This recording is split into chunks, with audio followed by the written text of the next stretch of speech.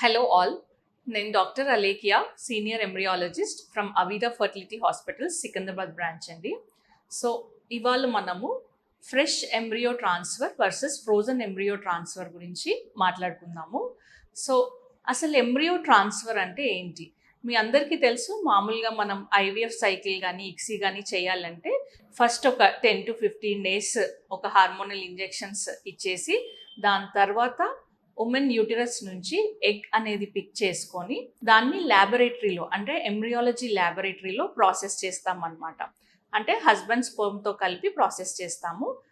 అది ప్రాసెస్ అయిన తర్వాత దాన్ని గ్రో చేస్తాం, దాన్ని కల్చర్ చేస్తాం అనమాట. 3 days కానీ 5 daysకి కానీ కల్చర్ చేస్తూ ఉంటాము.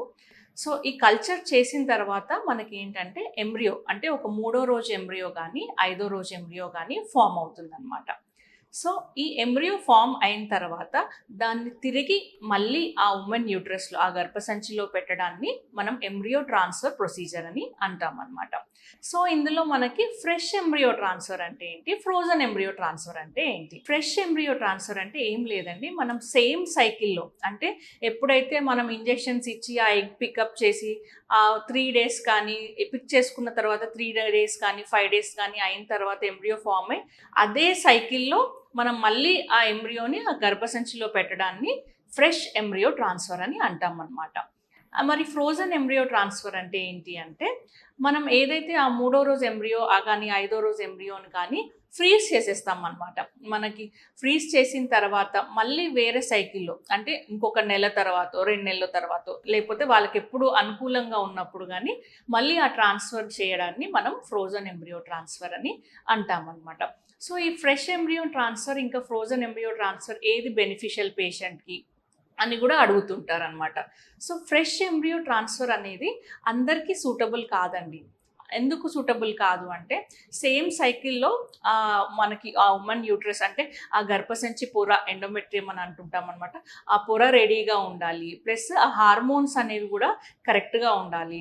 కొంతమందికి ఇప్పుడు పీసీఓ పేషెంట్స్ ఉంటారు, వాళ్ళకు కూడా ఏంటంటే కొంచెం ఎగ్స్ ఎక్కువ వస్తుంటాయి, హార్మోన్స్ అనేవి డిఫరెన్షియేషన్గా ఉంటుంటాయి. సో అలాంటి వాళ్ళకు కూడా మనము ఈ ఫ్రెష్ ఎంబ్రియో ట్రాన్స్ఫర్ అనేది చేయలేమన్నమాట. సో ఫ్రోజన్ ఎంబ్రియో ట్రాన్స్ఫర్ అనేది చాలా బెటర్. ఎందుకు అంటే మనం నెక్స్ట్ సైకిల్లో అంటే నెక్స్ట్ ఇంకొక నెలలో ఏమవుతుందంటే వాళ్ళకి మంచిగా ఈస్ట్రోజన్ ప్రొజెస్ట్రాన్ అనే హార్మోన్స్ ఉంటాయన్నమాట. ఆ హార్మోన్ లెవెల్స్ చెక్ చేసుకొని వాళ్ళకి మంచిగా స్కాన్ చేసి ఆ గర్భసంచి పొర అనేది ఆ ఎండోమెట్రియం అనేది ఎలా ఉంది అనేది చూసుకొని ఇవన్నీ మంచిగా ప్రిపేర్ చేసుకొని ఏమైనా ఇంకా హార్మోనల్ రిక్వైర్మెంట్స్ ఉంటే ప్రొజెస్ట్రాన్ ఇంజెక్షన్స్ కానీ ఈస్ట్రోజన్ జెల్స్ కానీ ఇలాంటివి ఇచ్చి మరి ఆ పొరని మంచిగా తయారు చేసుకున్న తర్వాత ఆ పొర ఎప్పుడైతే సూటబుల్గా ఉందో అప్పుడు ఆ ఎంబ్రియోస్ అనేది ఫ్రీజింగ్ నుంచి తీసి మనం పెడితే అప్పుడు ఇంకా మోర్ ఛాన్సెస్ అనమాట. అంటే అన్నీ అనుకూలంగా ఉన్నప్పుడు పెడితే ఇంకా ఇది బెటర్ ప్రొసీజర్గా ఉంటుంది.